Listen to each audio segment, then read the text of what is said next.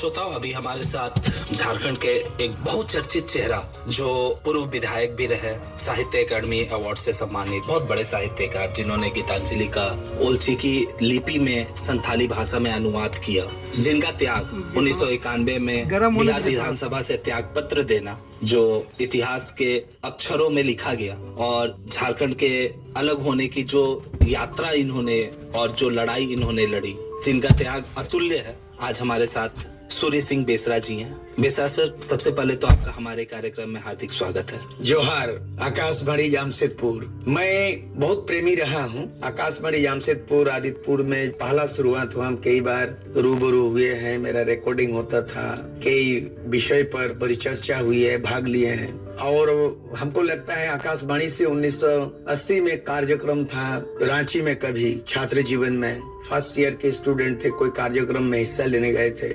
उस समय आकाशवाणी रांची द्वारा एक कार्यक्रम चलाया जा रहा था शराबबंदी पर। आदिवासियों के लिए शराब श्राप है, अभिशाप है। इस विषय पर मेरा ब्रॉडकास्ट हुआ तो मुझे बहुत खुशी हुई थी कि ऑल इंडिया रेडियो आकाशवाणी में मेरी आवाज पे सुना। मेरे माँ पिताजी, मेरे पूरा परिवार जो सुने रेडियो में, चारों तरफ लहरी बेटा वहाँ चला गया, उसकी आवाज सुना, तो बहुत लगाव रहा है आकाशवाणी जामशेदपुर आदित्यपुर सेंटर से। सर, हम लोग आपके थोड़े इतिहास की तरफ चलते हैं, आपकी प्रारंभिक यात्रा पर बात करते हैं। आप महली समाज से बिलोंग करते हैं। सर, बचपन कैसा रहा? बचपन, पारिवारिक जीवन बहुत ही पैथेटिक, दुख भरी कथा है, व्यथा है। अभिव्यक्त करने से लंबे समय बीत जाएगा, लेकिन कुछ ऐसे घटनाएं हैं कि मेरे माता पिता आज नहीं रहे हैं, स्वर्गवास हो चुका है। और दुनिया 9 अगस्त को विश्व आदिवासी दिवस मनाती है। हमारे भारत में भारत छोड़ो आंदोलन 9 अगस्त 1942 में महात्मा गांधी बॉम्बे में अनाउंस किया, भारत छोड़ो, क्विट इंडिया मूवमेंट। और संयुक्त राष्ट्र संघ ने पूरे विश्व के आदिवासियों के लिए घोषणा पत्र जारी किया 9 अगस्त 1994 को। और वही 9 अगस्त दिन था 2001 में मेरे पिताजी देहांत होता है। तो मैं विश्व आदिवासी दिवस मनाते जरूर है, लेकिन उसी दिन मेरे पिताजी का पुण्यतिथि है, मैं उनको नमन करता हूँ और कार्यक्रम में मैं निकल जाता हूँ। तो हम लोग माँ बाप के कुल 8 संतान, 4 भाई 4 बहन, मेरा नंबर चौथा नंबर में था। मुश्किल से हम लोग 4 भाई बहन पढ़ सके, और 4 भाई बहन दरिद्रता के कारण, गरीबी के कारण, संसाधन के अभाव के कारण वो लोग नहीं पढ़ पाए, वो लोग निरक्षर रहा, स्कूल गया ही नहीं। मैं संघर्ष किया और मैं MA तक पढ़ाई किया। और हमारी मातृभाषा संथाली है, लेकिन हम जाति में संथाल नहीं है, भाषा संथाली है, language Santhali. The smaller group Mahli, जिसको बांस का काम करते हैं, आर्टिजन सोसाइटी है। और क्या कारण है, संथाल में भी बेसरा मिलेगा, महली मिलेगा, बोली भी एक चीज है, सारा टाइटल सरनेम भी हुई है, पूजा पद्धति हुई है, ब्याह शादी तमाम चीजें एक है। लेकिन संथाल और महली क्यों अलग है, वो तो इतिहास की बात है। बट मैं महली कम्युनिटी में बिलोंग करता हूँ। बचपन में पढ़ना चाहा, प्राइमरी स्कूल में मेरी मातृभाषा के प्रतिकूल मुझे शिक्षा मिली। घर में संथाली भाषा बोलते हैं, लेकिन बगल में 1 किलोमीटर दूरी में बांग्ला प्राइमरी स्कूल था, पारुलिया मिडिल स्कूल। और उस समय जो है ना, हमसे होता नहीं था बांग्ला उच्चारण, और बहुत मार मिलता था। हमारे टीचर थे कोई सहीस, और पढ़ाई में जो हेड टीचर थे वो मंडल नाम का टीचर था। तो हम जिस दिन क्लास होती थी कि आपको कंठस्थ करना है, आपको पाठ पढ़ा के सुना है, वो दिन फांकी मार के मैं स्कूल नहीं जाते, गोटी उटी करते थे। तो एक दिन ऐसा हुआ कि मैं जिस दिन वो कविता मुखस्त करना था, कंठस्थ करके सुनाना था, वो दिन हम क्लास नहीं गए, स्कूल नहीं गए और गोटी खेलने लगे। दोपहर का टाइम था, बच्चे लोग टिफिन के लिए गाँव घर आए, खा पी के निकल गया स्कूल फिर। और मेरे का कोई दर्शन नहीं, तो माँ मुझे खोजने लगी। वो बांस का काम करती थी, वो बांस का काम करते करते बांस का ही एक डंडा टाइप का पकड़ के खोजने लगी। देखा गली में कुछ बच्चों के साथ गोटी खेल रहे, पीछे से हमको दे पिटाई, स्कूल क्यों नहीं गया, और बोला चल स्कूल। फटा पुराना अंडरवेयर था, गेंजी नहीं था, चप्पल नहीं, छोटे बच्चे थे, मेरा उम्र था 5 साल करीबन। और सीधे मारते पीटते जो है ना, वो मेरी माँ गांव से स्कूल तक दौड़ा दौड़ा के ले गई। ले जाने के बाद जो है ना, मैं नहीं जाना चाह रहा था। माँ को डरा धमका रहे थे, पत्थर फेंक रहे थे, ढेला फेंक रहे थे। माँ डर जाई और माँ जो है स्कूल तक नहीं आए। उसी अवस्था में मैं स्कूल प्रवेश किया। सारे टीचर निकल गए बाहर, कौन हल्ला कर रहा है, किसका पिटाई हो रहा है। उसकी माँ ही है स्कूल तक, घर से गाँव से स्कूल तक पीटते पीटते ले गया। बहुत शर्मिंदा हो रहा था, डर लग रहा था। और टीचर पकड़ लिया मेरे को, कान पकड़ लिया और बोला 100 बार उठ बैठ करो। बोला मुखस्त किया नहीं। बाद में बोला कि तुम किताब दे दिया।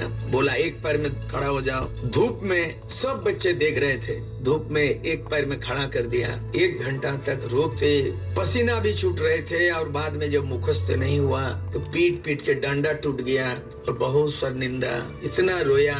और अंत में रोते रोते जो कविता हमने बांग्ला में पढ़ा, वही कविता हमको कवि बना दिया। मेरे जिंदगी का बचपन की वो जो घटना हुआ, वो जो हम कविता नहीं पढ़ पाए और मार खाए, उस हालत में जो अंडरवेयर था फटा पुराना और पूरा धूला से एकदम भूत जैसे दिख रहे थे। और माँ वहाँ पे मारपीट करके स्कूल के सौंप दिया। और टीचर जो पिटाई किया, और वो कविता था, सकाले उठे आमी मने मने बोली, सारा दिन आमी जेनो भालोई चली, आदेश करेन जाहा मोर गुरुजने, आमी जेनो সেই কাজ করি ভালো মনে, ভাই বোন সকলে রে যেন ভালোবাসি, মোর লাগি ব্যথা নাই পায় দাস দাসী, ভালো ছেলেদের সাথে মিশে করি খেলা, পড়ার সময় যেন নাই করি অবহেলা। ये जो छंद है, श्लोक है, ये सरल वर्ण बोध प्रथम पहला क्लास का प्रथम वर्ग का बच्चों के लिए ये प्रार्थना था। बच्चों का प्रार्थना, शिशुर प्रार्थना, वो बांग्ला में नहीं हो रहा था। लेकिन इतना जो मार खाया, इतना जो घटना घटा, वो जो कंठस्थ कर लिया। और आज भी 70 साल होने जा रहा हूँ, 2 साल के बाद वो बचपन बीत गया, 55 जवानी आ गया, बचपन भी बीत गया, 55 भी बीत गया, बुढ़ापा में कदम रखा। वो घटना मुझे आज भी वो कविता याद दिलाती है।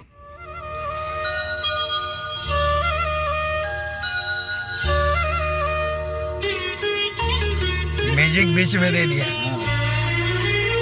इतना बढ़िया बना गया है डबिंग, इसीलिए इसी में सुनना अच्छा है।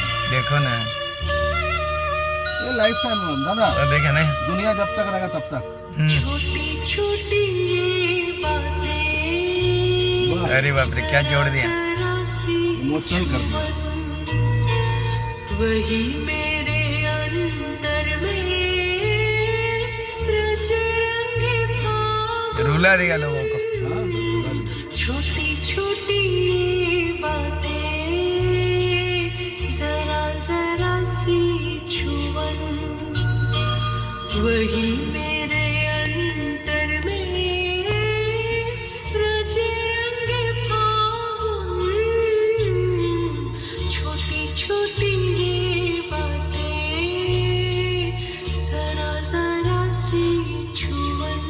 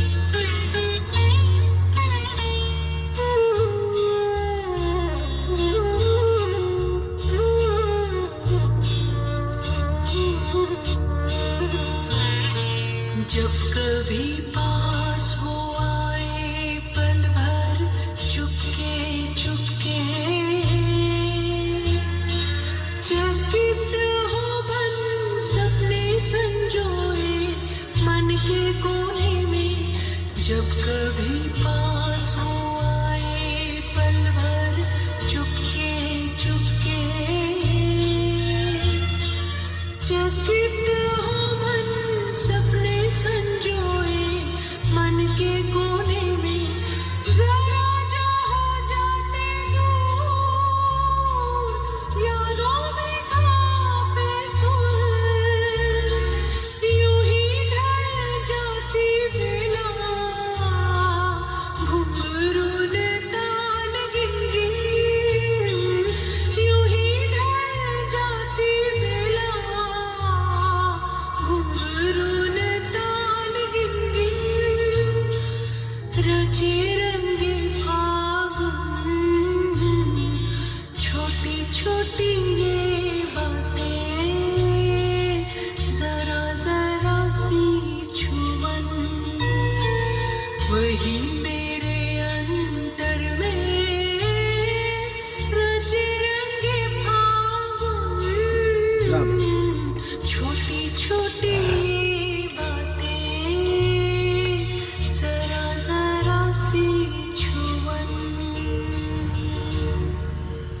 और उसी समय पढ़ते पढ़ते जो है मैं जब आगे पढ़ा 7 तक बांग्ला पढ़ा और पढ़ते पढ़ते मुझे ज्ञान मिला कि विश्व कवि रविन्द्रनाथ टैगोर कौन है जो ऐसा कविता लिखता है। विश्व कवि रविन्द्रनाथ टैगोर कहाँ है? शांति निकेतन। तो चलो बोलपुर में शांति निकेतन बंगाल में। तो विश्व कवि रविन्द्रनाथ टैगोर ने कहा था कि मातृभाषा मातृ दुग्ध समान। तो अगर सभी जाति समाज के मातृभाषा को मातृ दुग्ध समान है तो मेरी मातृभाषा संताली भाषा क्या लेक्टोजन समान। तो ये मन में रहा। तो बाद में हमने बोला कि मैं ये ऐसा कौन सा काम करोगे जिंदगी में।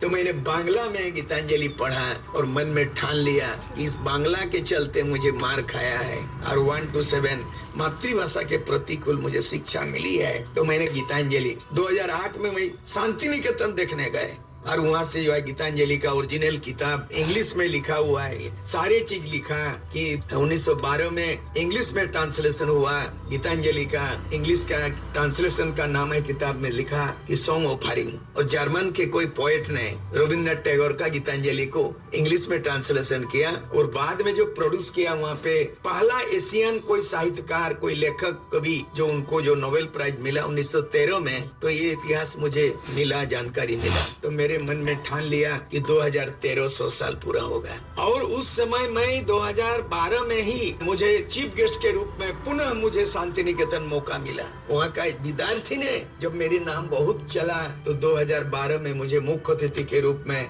शांति निकेतन आमंत्रित थे। और तब जो है ना मैं वहाँ पे करीबन 10 ठो कविता टेढ़ा मेढ़ा मैं अपना कविता में लिख दिया और उस मुख्य अतिथि के रूप में जो बोला मैं कविता में शुरू किया। जब मैं यहाँ आया हूँ, शांति निकेतन का मतलब विश्व कवि रविन्द्रनाथ टैगोर द्वारा स्थापित है और उनका गीतांजलि मैंने अनुवाद का कोशिश किया हूँ। 2008 में आए थे, उसी से कुछ अंग सामने किया है। लोगों ने आग्रह किया कि आप सुनाइए तो मैं सुनाया। मेघेर पोरे मेघ जमे छे आधार करे आछे আমায় কেন বসিয়া রাখো একা দ্বারের পাশে কাজের দিনে নানা কাজে থাকি আমি নানা লোকের মাঝে आज আমি যে বসে আছি তোমারই আশ্বাসে। इसका संताली इस तरह का है। रिमिल चितान रिमिल दलोप दलोप nyutet kate hijua juar juar Indo caem duduk ocoa kadinya ekla bare duar kami din re adi kami tahinai hor ko talare तेहें तो हापित अकान अमा तंगी ताना रे। तो जैसे ये कविता सुना सारे हॉल में जो है प्रतिलिपि बोल करके हॉल का नाम था, सारे उठ करे साधु साधु साधु हफ्ताली मरा साधु। हम ताजुब हो गया कि एक पंक्ति का बांग्ला और उसका अनुवाद में इतना।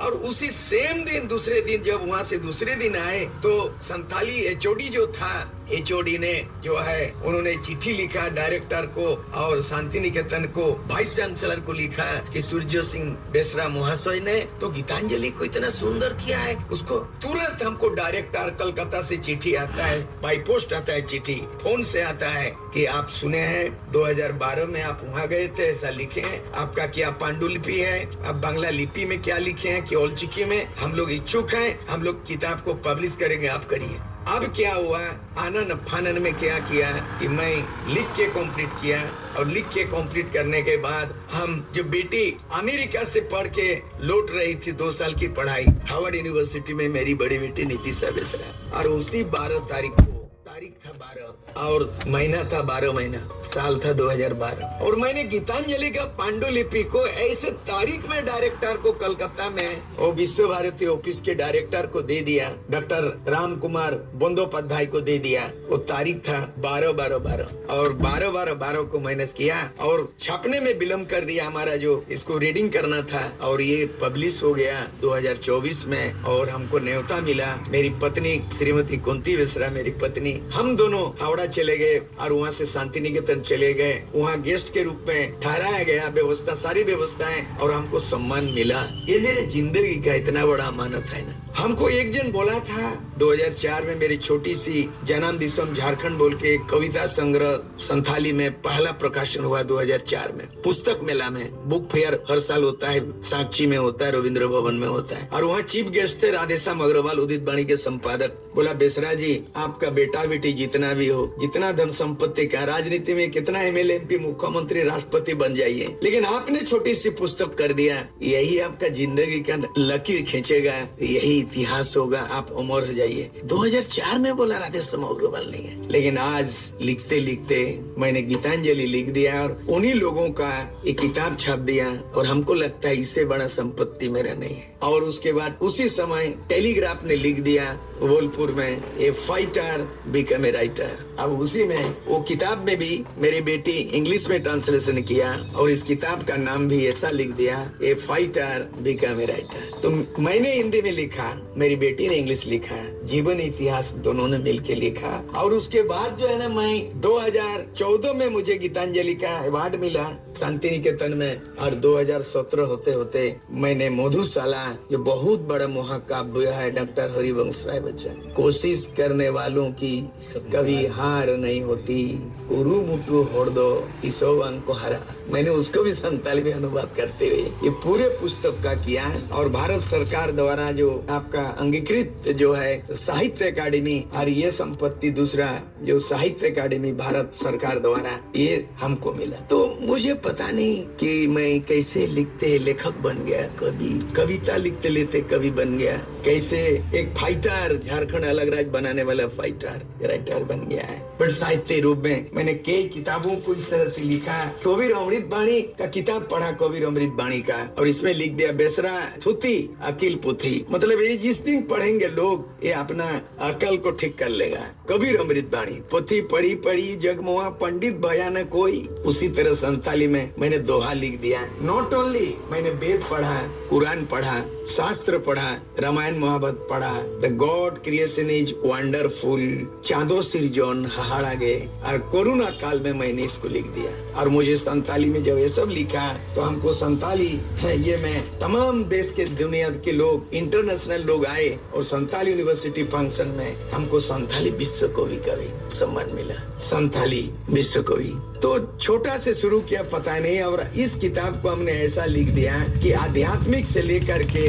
मैं वैज्ञानिक को तुलनात्मक कर दिया। पृथ्वी कैसे उदय हुआ, प्राणी कैसे जन्म लिया, प्रकृति कैसे सृजन सृष्टि किया है, मैं इसी के आधारित में औलचिकी में मैं गॉड क्रिएशन इज वंडरफुल ये महाकाव्य भी लिख दिया। और कोरोना काल में मैं मरते मरते बचा, तो कोरोना काल में यही लिखते रहा, और ये प्रकाशन हो गया। तो पता नहीं, ये फाइटर बिकम ए राइटर।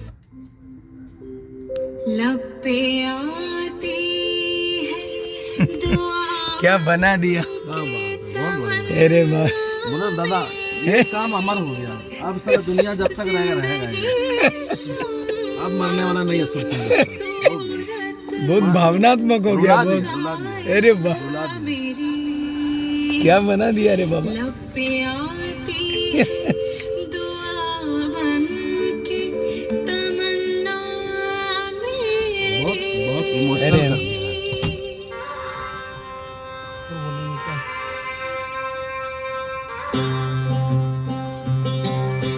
वाह ऐ वतन वतन मेरे आबाद रहे तू,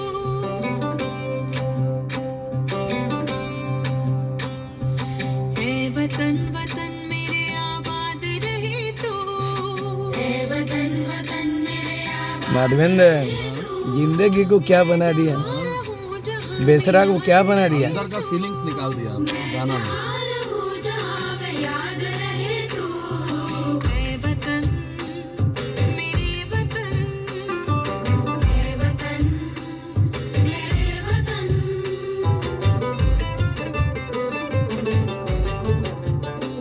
तू ही मेरी मंजिल है पहचान तुझी से, तू ही मेरी मंजिल है पहचान तुझी से, पहुंचूं मैं जहां भी मेरी एक मिसाल थे, विशाल बना दिया। मैं जहां हम्म? मेरी बुनियाद क्या प्रस्तुति किया आकाशवाणी ऑल इंडिया रेडियो। और भारत में गए ना, पूरा भारत सुन रहा है। बाप रे आज भारत सुन रहा है और उसका लाइब्रेरी में रिजर्व रह गया, आर्काइव्स में चला जाएगा। तुझ पे कोई गम की आँच आने नहीं दूँ, तुझ पे कोई गम की आँच आने नहीं दूँ, कुर्बान मेरी जान तुझ पे शाद रहे तू, वाह। कुर्बान मेरी जान तुझ पे शाद रहे तू, ऐ वतन वतन मेरे आबाद रहे तू, मैं जहाँ इसमें तो वीडियो भी बन सकता है ना, इस बैकग्राउंड में फोटो वोटो लगा के वीडियो। ये करण फिल्म बन गया जिंदगी का, इसके आधार पर वीडियोग्राफी भी चलेगा। ये जो रेडियो वाला है ना, इसके ये बैकग्राउंड में ये सब गाना रहेगा, स्टोरी रहेगा और वो वीडियो भी चलेगा। ये बनाने वाला कलाकार तो दिल को ताड़ बना देगा।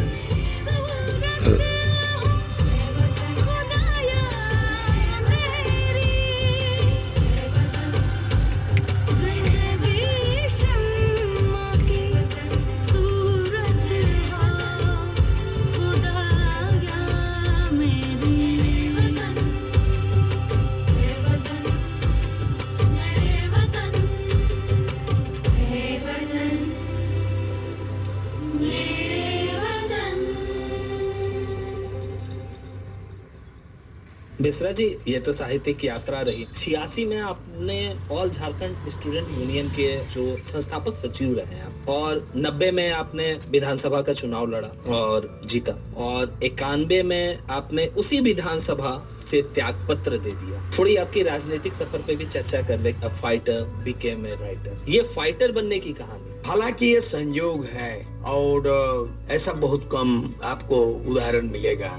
एक समय कहीं मैंने आलेख मैंने कभी अखबार में पढ़ा या मैगजीन में पढ़ा, और दिल्ली अक्सर आना जाना होता है तो देश की बड़े बड़े हस्तियों, जैसे मुझे गर्व है ज्ञानी जेल सिंह राष्ट्रपति से लेके वेंकट रमन राष्ट्रपति और प्रधानमंत्री आपका चंद्रशेखर प्रधानमंत्री 91 में, उनसे एक साथ बात करना, कहीं गाड़ी में बैठ के कहीं जाना, बौंसी आश्रम जाना, बीपी सिंह से बात करना, आई.के. गुजराल से बात करना, प्रणब मुखर्जी उनसे मिलना, बहुत सारे ऐसे। तो कहीं ना कहीं सुनने को मिला कि एक समय था देश के प्रथम प्रधानमंत्री पंडित जवाहरलाल नेहरू एक कार्यक्रम में शरीक हुए थे और उसमें कई नामचीन व्यक्ति, पत्रकार, साहित्यकार, कवि, लेखक भी जमा थे, और उसमें रेड कारपेट बिछाए हुआ कैसे स्लिप कर गया, आगे आगे चलते चलते धोती पहने हुए थे और गिरते गिरते वो जैसे गिर रहे थे पीछे से दिनकर जी उसको संभाल लिया, और एक पत्रकार ने बोला बहुत बहुत बधाई, आपने प्रधानमंत्री को गिरते हुए बचा दिया। तो उन्होंने कमेंट से ऐसा बोला कि जहां राजनीति फिसल जाते हैं, साहित्य उसको संभाल लेते हैं। तो ये बड़ा कोटेशन शरण और चरण में लिपिबद्ध है। तो मेरे साथ क्या है नहीं है, लोग आकलन करेंगे आने वाला दिन में। लेकिन मैं एक आंदोलनकारी कभी सोचा कि आखिर झारखंड अलग राज्य क्यों नहीं हो रहा है। जैसे आपका जन्म के बारे में 1986 में आपका जन्म हुआ होगा और 2000 में झारखंड राज्य की स्थापना हुई देश के 28वें राज्य के रूप में। तो 2000 में आप मैट्रिक पास किए होंगे और आज 24 साल का नौजवान आप हैं। अभी झारखंड भी युवा झारखंड है। और बिरसा मुंडा आदर्श पुरुष थे, उनका भी उम्र 24 से था। 24 साल की उम्र में शहादत दी, लड़ाई लड़ा, उलगुलन किया। उसकी उपलब्धि जल जंगल जमीन को लेके लड़ाई उलगुलन था और उनका परिणाम स्वरूप आया Chhotanagpur tenancy act 1908, CNT act 1908, जो जमीन रक्षा करने का एक बहुत बड़ा सुरक्षा कवच है आदिवासियों का। लेकिन ये जो साहित्य से फिर आंदोलन, सौभाग्य से मैंने किताब लिखा तो पढ़ते पढ़ते पाया कि झारखंड अलग राज्य बन गया होता। 1905 में बंगो भंग हुआ, एक बंगाल, पहला बंगो भंग 1905 में पश्चिम बंगाल बना ब्रिटिश हुकूमत काल में। 1912 में बिहार को अलग राज्य का अस्तित्व मिला और 1936 में फिर उड़ीसा मिला। बाद के दिन में 2000 में झारखंड अलग रहा, बहुत विलम्ब से मिला। बट 1956 में राज्य पुनर्गठन आयोग बना। उस समय 1952 में पंडित जवाहरलाल नेहरू बहुमत से सरकार बनाई और 1952 में तेलंगाना आंदोलन को लेके, एक अलग राज्य को लेकर के CPI का एक नेता 21 दिन तक आमरण अनशन किए थे और आमरण अनशन के दरमियान दम तोड़ दिया। वो शहीद हो गया, अमर हो गया। और प्रधानमंत्री ने कहा कि क्यों मरा, जांच करो, क्या आंदोलन था। तो उन्होंने बोला नहीं, तेलंगाना अलग राज्य मांग रहा है कि जैसे बंगो भंग हुआ, उड़ीसा ये सब बना, तो तेलंगाना तेलुगु देशम तेलंगाना क्यों नहीं बना। तो उन्होंने बोला एक काम करो, एक कमेटी बनाओ, आयोग बनाओ। और आयोग बन गया। 1953 में आयोग बन गया। रिपोर्ट तैयार हो गया 1955 में। 56 में आयोग ने मद्रास प्रेसिडेंसी को तोड़ करके भाषा के आधार पर तमिलनाडु, आंध्र प्रदेश बना दिया 1956 में। तो मैं बोला मेरा जन्म भी तो 56 में है। मेरा जन्म 7 जनवरी 1956। मेरा सौभाग्य है कि दुर्भाग्य है कि जिस साल मेरा जन्म होता है, धरती में मैं उत्पत्ति होता है, मेरा उदय होता है। और उसी 1956 में झारखंड को 3 कारणों से हम लोगों ने रिजेक्ट कर दिया। पहला कारण बताया कि झारखंड में कोई संपर्क भाषा नहीं है, नंबर 1। नंबर 2 कि झारखंड में आदिवासी अल्पसंख्यक है। नंबर 3, अगर झारखंड को अलग राज्य बना दिया जाता है तो पड़ोसी राज्यों में आर्थिक असंतुलन होगा, क्योंकि झारखंड तो खनिज संपदा का भंडार है। 3 कारण से नहीं बना। तो मैं जब होश संभाला, कॉलेज पढ़ा, नॉलेज हुआ, आगे पढ़ा, इंटर मैट्रिक पास किए, इंटर पास किए, BCom पास किए, मैं कॉलेज आया तो 81 में छात्र संघ का मैं 4 नेता को इलेक्शन में जितवा दिया। घाटशिला कॉलेज में भी जीत है, वही चैंपियन हुआ। और 1983 में ग्रेजुएशन का उसी साल बिहार के गवर्नर डॉक्टर AR किदवई आए और छात्र श्री उपाधि डॉक्टर रामदयाल मुंडा प्रोवेसी, मनोज कुमार धान भेसी घाटशिला कॉलेज में हेलीकॉप्टर उतरा और रांची विश्वविद्यालय का सर्वश्रेष्ठ विद्यार्थी का उपाधि मिला। लेकिन मैं मन में ठान लिया कि मैं बड़ा होकर होश संभालूंगा और मैं नौजवानों को ललकारूंगा। सुभाष चंद्र बोस से प्रेरणा मिला, भगत सिंह से हौसला मिला, बिरसा मुंडा से प्रेरणा मिला और मैं उलगुलान कर दिया। ऑल झारखंड स्टूडेंट्स यूनियन 1986 में बनाया, 22 जून जमशेदपुर। और 86 में ही मैं MA संथाली में MA किया। मेरा पढ़ाई बांग्ला में प्राइमरी स्कूल, मैट्रिक पास किया हिंदी में, ग्रेजुएशन किया कॉमर्स में, MA किया संथाली में। मातृभाषा के प्रतिकूल बांग्ला में 7th क्लास पास, माइनर पास, हिंदी में मैट्रिक, कॉमर्स में ग्रेजुएशन, MA मास्टर डिग्री किया संथाली में। कहीं पॉलिटिकल साइंस पढ़ाई नहीं, फिर पॉलिटिक्स में MLA बना। तो मेरी राजनीति अगर इसको देखा जाएगा, इसको साधारण व्यक्ति तो समझने का मुश्किल है। तो मैं खुद लाइब्रेरी में रहता है और जर्मन जापान का वर्ल्ड का किताब मेरे लाइब्रेरी में है और जितने भी भाषा है देश विदेश के, अमेरिका का संविधान, छोटी सी अमेरिका का ओरिजिनल जो कॉन्स्टिट्यूशन है वो भी मैं रखा हुआ।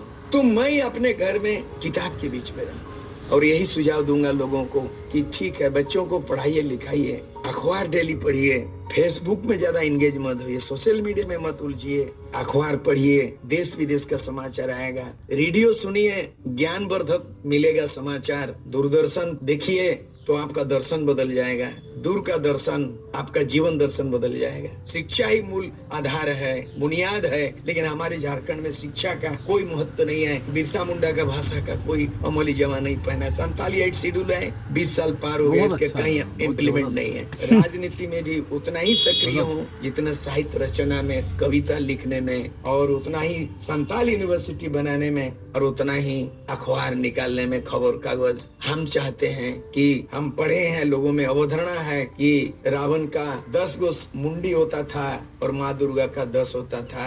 ईश्वर की कृपा से मैं मानव रूप में जन्म लिया हूँ। मेरे हाथ में 10 उंगली है और मेरे शरीर में 10 छिद्र है और इस पृथ्वी में 10 दिशा है। बहुत लोगों को मालूम नहीं है संविधान में कितना अनुच्छेद है, वो तो दूर की बात है, अपने शरीर में कितना छेद है, कितना भेद है, वो रहस्य नहीं मालूम। मैंने हिंदी में कविता भी लिखा हूँ श्लोक में, मेरी आशाएं 200 दिशाएं। तो उस छोटी सी किताब में सूर्य सिंह बेसरा को उसको आकलन कीजिए, मूल्यांकन कीजिए कि मैंने जो हिंदी में लिखा हूँ, मेरी आशाएं 200 दिशाएं, 10 उंगली, माँ दुर्गा का 10 हाथ, रावण का 10 मुंडी। तो मैं भी 10 दिशा सोचते रहता हूँ और 10 गो काम करता हूँ और यही मेरे जिंदगी में अच्छा लगता है। कलम पकड़ा तो कविता लिख दिया और पढ़ने बैठ गया तो इतिहास जान गए। तो लोगों को ऐसा होना चाहिए, डायनामिक होना चाहिए। स्वामी विवेकानंद को पढ़ता हूँ तो वो कह रहे हैं कि उनके जो कम से कम 10% भी अपना दिमाग का यूज नहीं किया, लेकिन आज विश्व युवा दिवस मनाता है।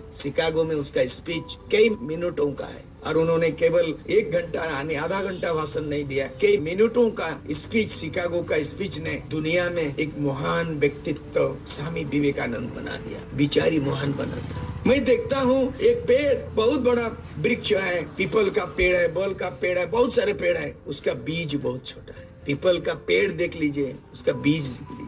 बरगद का पेड़ देख लीजिए, उसका बीज देख लीजिए। इसलिए छोटा सा बीज से बड़ा वृक्ष पैदा होता है। छोटा सा विचार चिनगारी बन के कार्ल मार्क्स, महात्मा गांधी बनता है, स्वामी विवेकानंद बन सकता है। एक छोटा सा बीज बड़ा बड़ा पेड़ पैदा करता है और एक विचार से दुनिया में क्रांति होता है। मैं आस्तिक नहीं हूँ, नास्तिक भी नहीं हूँ, वास्तविक हूँ और प्रकृति को मानता हूँ। चिड़िया का चिहचिहाहट सुन के भी कविता लिख देता हूँ, कोयल के कुहू बोल करके मैं गीत लिख देता हूँ। सूर्य सिंह बेसरा।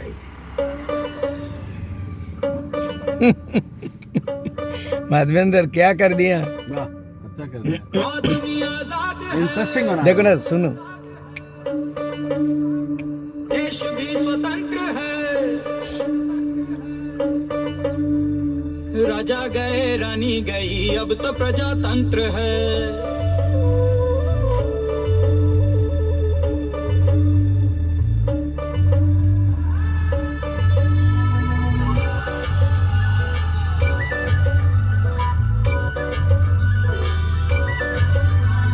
जन के लिए, जन के द्वारा, जनता का राज है। प्रजातंत्र सबसे बड़ा हम सबको नाज है। ये जनमत में लागू होगा नाटक,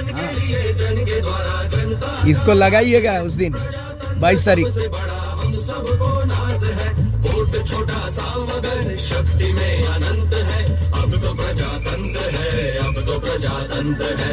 आदमी आजाद है,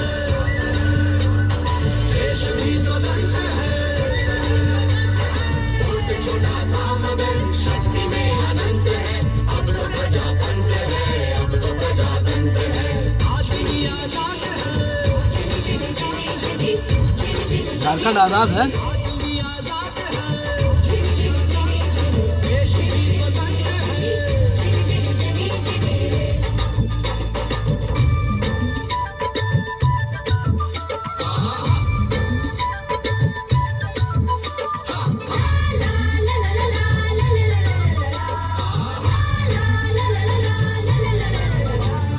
खिल रही थी गली गली, महके थी हर गली।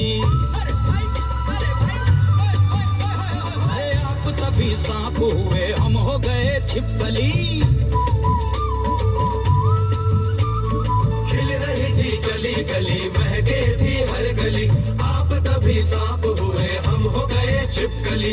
सत्ता की रे भूख विकट आदि है न अंत है। अब तो प्रजातंत्र है, अब तो प्रजातंत्र है। आदमी आजाद है, सत्ता की रे भूख विकट आदि है न अंत है। अब तो प्रजातंत्र है, अब तो प्रजातंत्र है। जिनी जिनी जिनी जिनी, जिनी जिनी जिनी जिनी, जिनी जिनी जिनी जिनी रे। जिनी जिनी जिनी जिनी, जिनी जिनी जिनी जिनी, जिनी जिनी जिनी जिनी रे।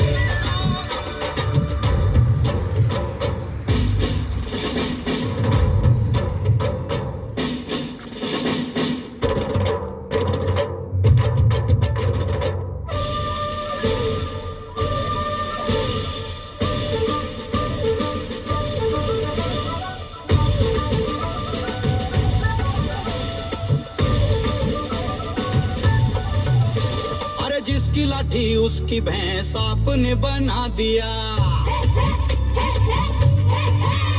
हे नोट की खन खन सुना के वोट को गूंगा किया।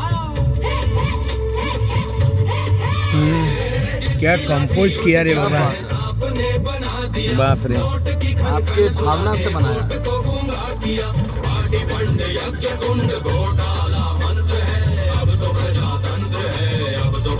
घोटाला चरम पे।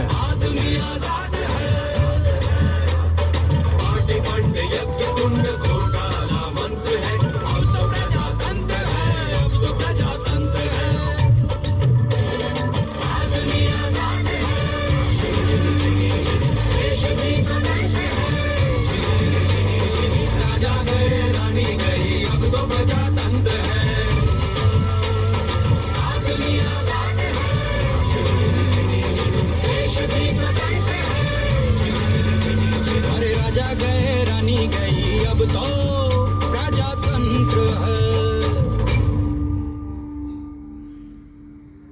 बेसरा जी, चलते चलते एक आखिरी सवाल।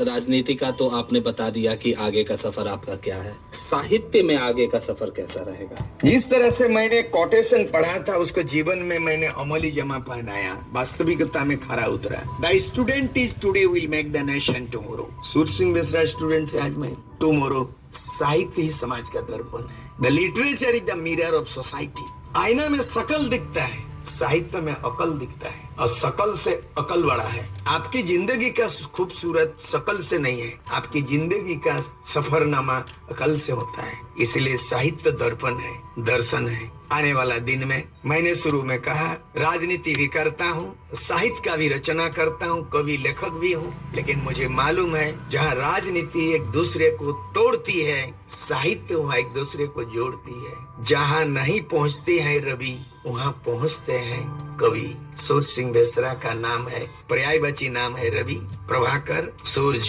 तो मेरा नाम का पर्याय रवि भी है और सूर सिंह बेसरा कवि भी है।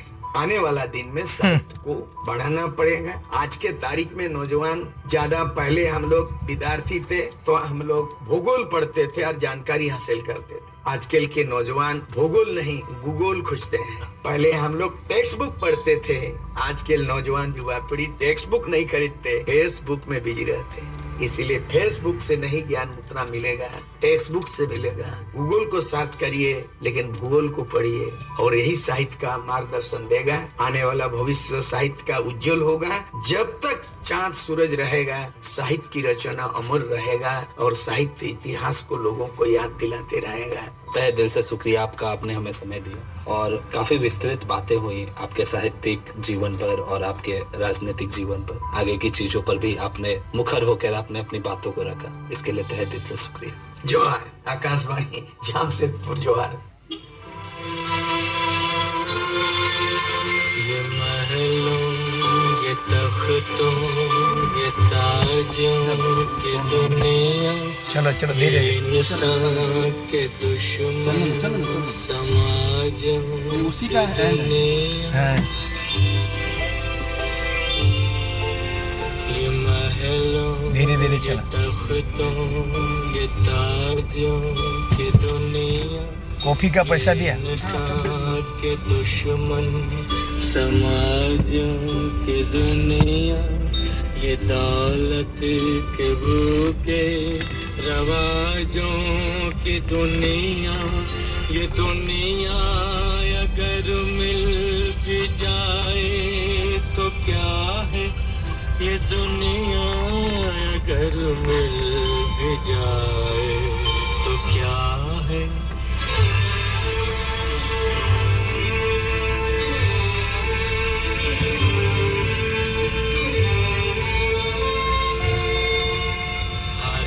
जिस्म घायल, हर एक रूह प्यासी, निगाहों में उलझन, दिलों में उदासी, ये दुनिया है या आलमे बदहवासी, ये दुनिया अगर मिल भी जाए तो क्या है, ये दुनिया अगर मिल भी जाए तो क्या है।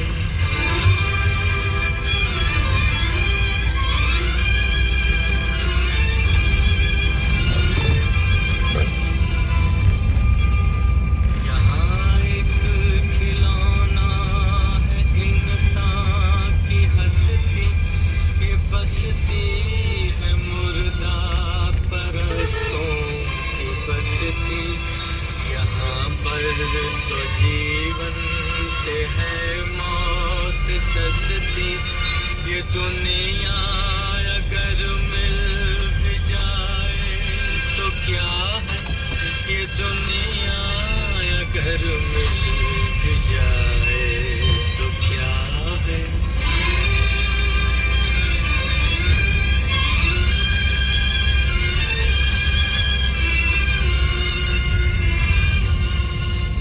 जवानी भटकती है बदकार बनकर, जवान जिस्म सजते हैं बाजार बनकर, यहाँ प्यार होता है व्यापार बनकर, ये दुनिया अगर मिल भी जाए तो क्या है, ये दुनिया अगर मिल भी जाए तो क्या है।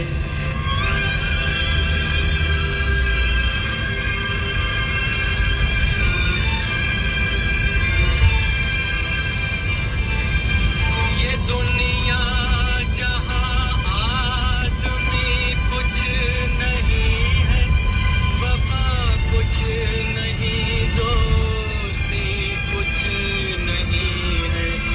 ये दुनिया जहाँ आदमी कुछ नहीं है, वफा कुछ नहीं, दोस्ती कुछ नहीं है। जहाँ प्यार की कद्र ही कुछ नहीं है, ये दुनिया अगर मिल भी जाए तो क्या है, ये दुनिया अगर मिल भी जाए तो क्या है।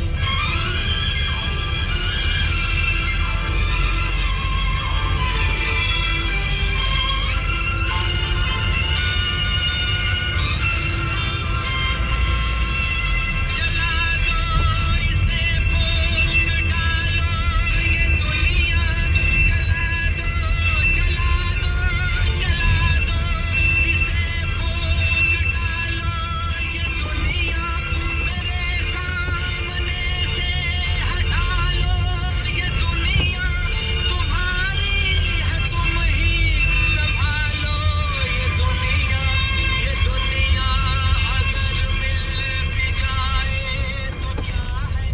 दोस्तों, जैसा बेसरा जी ने कहा, साहित्य समाज का दर्पण होता है और राजनीति सफर। तो आप भी अपने सफर पर चलते रहिए और साहित्य का अनुभव लेते रहिए। दोस्तों, अब वक्त हो चला है आपसे विदा लेने का, तो मुझे यानी राजीव को इस कार्यक्रम से दीजिए इजाजत। नमस्कार।